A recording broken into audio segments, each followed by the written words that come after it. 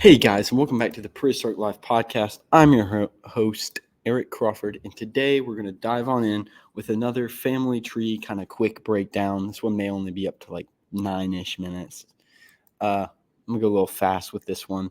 It is the Thyreophora, which is, if you don't know, later turns into Stegosaur and Ankylosauria. So it starts off with them kind of getting the whole tree with like Triceratops and all that, generic critters. But then they split off. They get osteoderms, large size, heavy armor. So you get some like more armored kind of guys appearing very, very early on. Especially this guy, very proto ankylosaurian, the stegosaurian looking thing. You come down here, we got this little fella, the Jacophylla. Then you actually get to the pods. So you have Stegosauria, where they paired plates and spikes with thagomizers.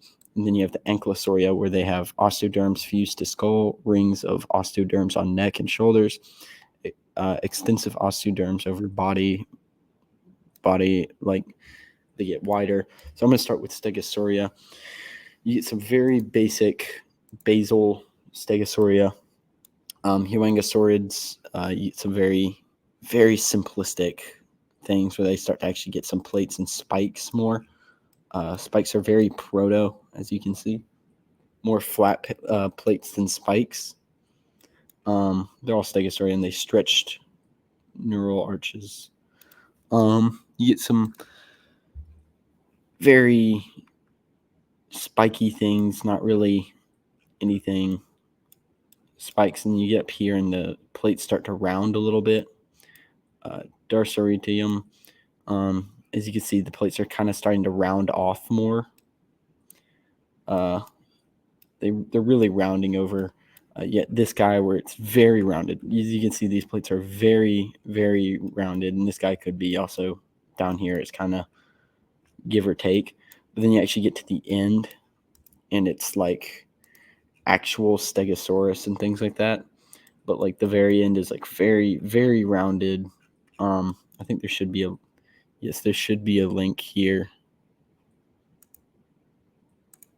There should be a link here. Kind of get a little bit of the process here. So these two are similar species, or genus, different species. Same with Stegosaurus. There's actually 3 Stegosaurs apparently. Crazy, didn't know it. Kentrosaurus should be somewhere. Kentrosaurus is over here. Very, very early proto. Spikes with plates kind of developed. Spikes seem to be the very proto thing before they went to mostly all plates. They even still had some here, but they I think I need to switch these. But it does seem like Stegosaurus evolved with spikes and then plates. But when we go down to Ankylosaur, you can see the osteoderms. There are still some spikes, similarities there, spikes and jagged things, but instead of those plates and spikes, it's more wider bodies and armored. But you have Polycanthosidia, where it's very much so plated on top, spikes on the shoulders. The sides and the underbelly seem to be very exposed. We have Gastonia up here and Peloropolitus, Texacetus, Polycanthus here itself. So it does seem to be no tails yet, nothing major there. You keep going. Sauropelta, very famous. You go up here, you have Notosaurinia, which kind of breaks off into Struthosauridia and Penelopodopodia. Europelta. As you can see, it's very much still polycanthid-like.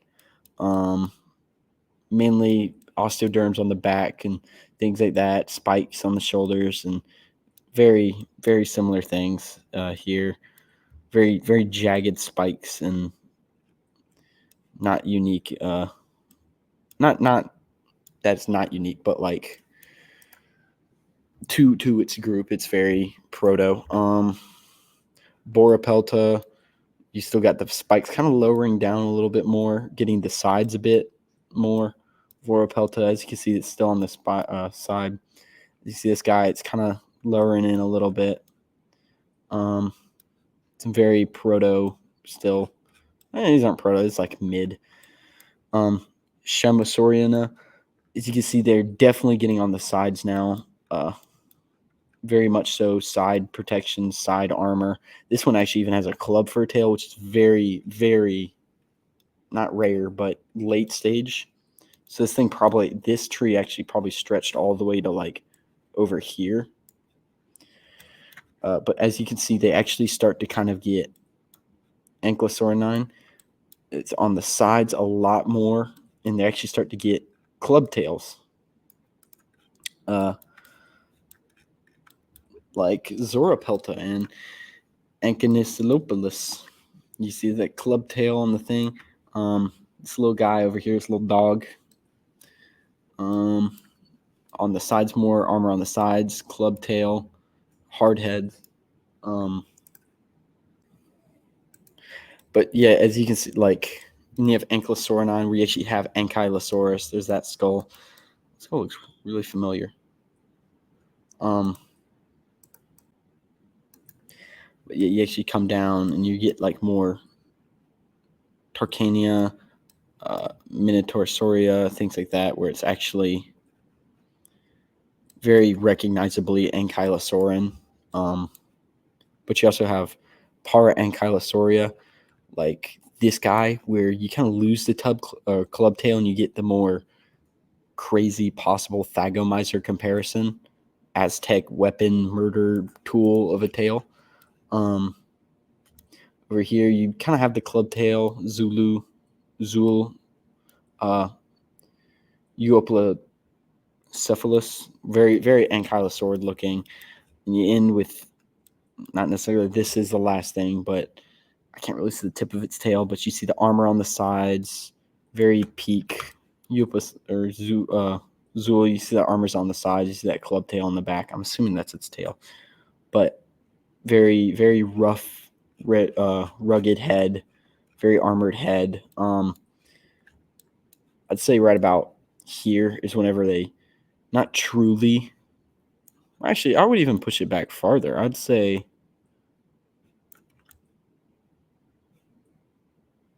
pretty much the whole tree.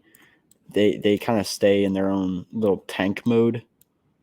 They're tank with a bone pulverizer in the back of their tail. It's a very unique family tree. These are very, very, very unique creatures. We haven't really seen anything. I mean, we have like armadillos and porcupines, but like I would say that armadillos are like ankylosaurids, and then porcupines are like stegosaurs of the modern day. I mean, I don't really have, like, body wise, that's kind of the comparison I'd make if I had to. But if you actually want to go see some of these crazy beasts here in this episode, I'm sure there's a lot all over displays in North America. But our sponsor of the day can actually take you to see some of these. So take it away. Thanks, Podcast Eric. Now let's talk about today's sponsor, Dinosaur Trips. If you love looking at these amazing creatures that I show you, and even talking about these amazing creatures that I talk about, and you want to go see them in real life, I heavily suggest you look at Dinosaur Trips. Dinosaur Trips, created by Zach, gives you behind-the-scenes in-look at museums, and he even takes people out to digs. So if you sound interested in that, go to www.dinosaurtrips.com and tell them that Prehistoric Life sent you, and they will give you $250 off your tickets. And here's their Instagram if you're interested in giving them a follow. So that is all from me for right now. But if you want to see other content from me, go check out, I'll start off with my website. Go check out prehistoriclifepodcast.com. From there, if you click here, you get to my YouTube. I try to upload 2-ish days in advance on there. If you click here, you go to my Instagram and you get additional content. Or if you just scroll all the way down to the bottom, you can see my Instagram, and I post additional content, including what's coming up in the week, what I'm doing, and things like that. just additional content. If you're not interested, don't go look at it, but whatever. But again, I'm your host, Eric Crawford, signing off. This has been Prehistoric Life Podcast, and I will see you all next time. And remember, keep it prehistoric. Bye.